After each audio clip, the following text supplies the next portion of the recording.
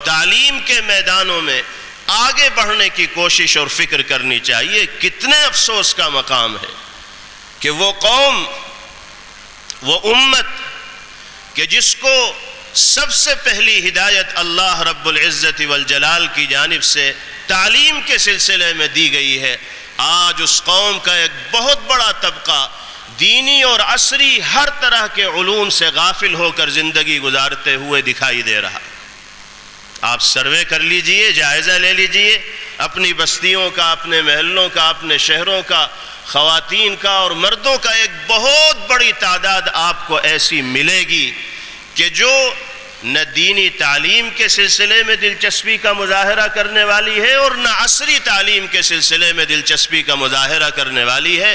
ایسا محسوس ہوتا ہے کہ تعلیم سے ان کو کسی طرح کا کوئی لگاؤ ہے ہی نہیں، یہ اپنے مقصد زندگی کو سمجھتے ہی نہیں، اپنی ذمہ داریوں کو سمجھنے کی صلاحیت ہی ان کے اندر نہیں ہے۔ ان کے کردار سے، ان کے اعمال سے، ان کی مصروفیات و مشغولیات سے یہ اندازہ ہوتا ہے کہ یہ اپنی ذمہ داری نہیں سمجھتے کہ ہمیں پڑھنا چاہیے اور بچوں کو پڑھانا چاہیے۔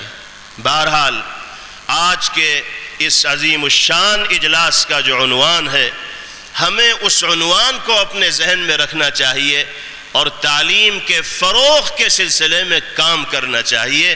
خود بھی علم کی دولت سے مالا مال ہونا چاہیے اور اپنے ماتحت رہنے والے بچوں اور بچیوں کو بھی زیور تعلیم سے آراستہ کرنے کی فکر اور کوشش کرنی چاہیے۔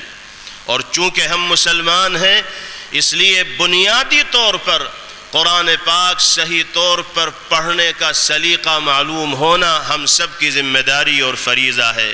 دین کی بنیادی معلومات کو حاصل کرنا ہم سب کی ذمہ داری اور فریضہ ہے، ورنہ ہمارے مومن و مسلم ہونے سے کیا فائدہ ہوگا؟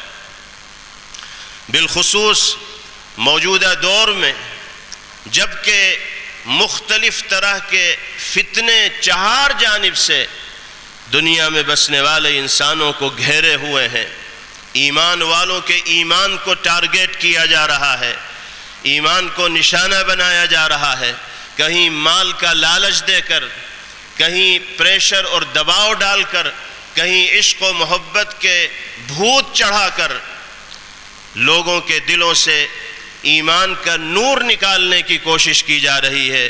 مسلمان نوجوان لڑکوں اور لڑکیوں کی گردن سے اسلام کا توق اتارنے کی کوشش کی جا رہی ہے۔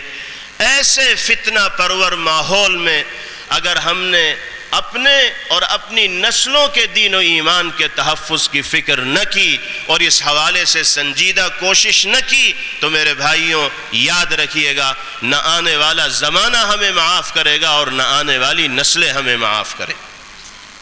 زمانے کے اعتبار سے، حالات کے اعتبار سے ترجیحات کو تبدیل کرنا پڑتا ہے۔ کبھی حالات کا تقاضا کچھ ہوتا ہے، کبھی حالات کا تقاضا کچھ ہوتا ہے۔ حالات کے تقاضے کو دیکھ کر انسان کو یہ طے کرنا پڑتا ہے کہ اس وقت پہلے نمبر پر ہمیں کون سا کام رکھنا ہے۔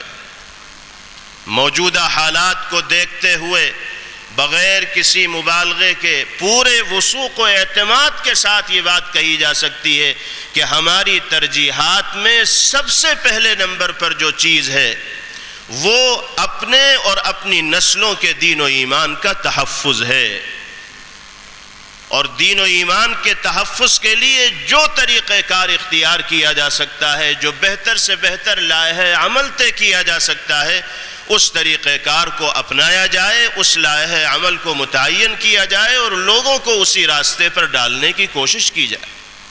جمال الوجود بذكر الإله وتصفو الحياة بنور هداه، جمال الوجود بذكر الإله وتصفو الحياة بنور هداه۔